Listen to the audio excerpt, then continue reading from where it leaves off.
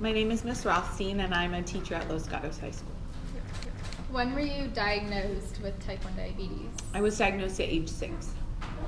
Can you give us a basic explanation of the condition? So type 1 means that your body doesn't make any insulin at all. The pancreas doesn't secrete any insulin. So I have to give insulin myself, and then I have to make sure to regulate my blood sugars to know how much, and it's based on how many carbohydrates I take in. What kind of symptoms does this cause? It'll depend. So if my blood sugar is low, that meaning that I don't have enough sugar in my bloodstream, I get really weak, tired, sometimes shaky, sweaty.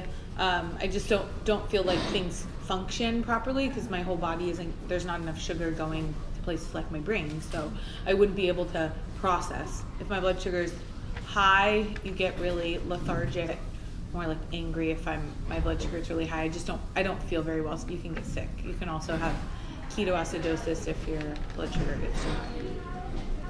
So how does this affect your daily life? What do you need to do on a daily basis?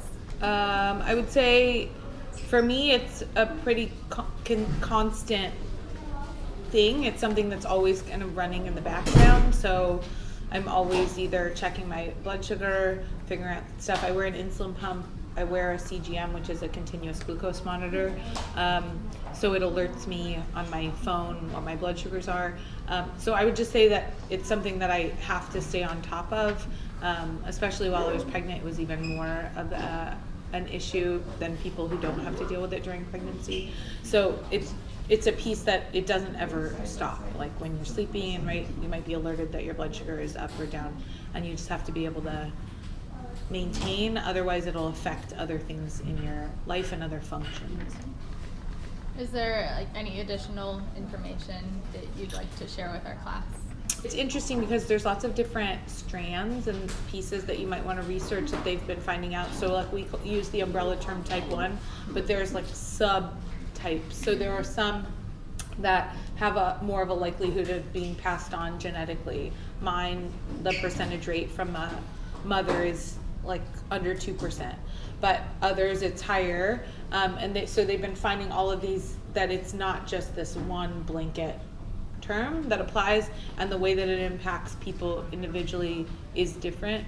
But I would say for me, it's about people understanding that it's very different from people with type 2, and I think that a lot of times there's assumptions made about like why a person has type 1 when what they're doing is basing it on the fact that their grandma has type 2, and they think that applies. And so I would just say they're very different, very, very different, but certainly like are rooted in a problem with the pancreas.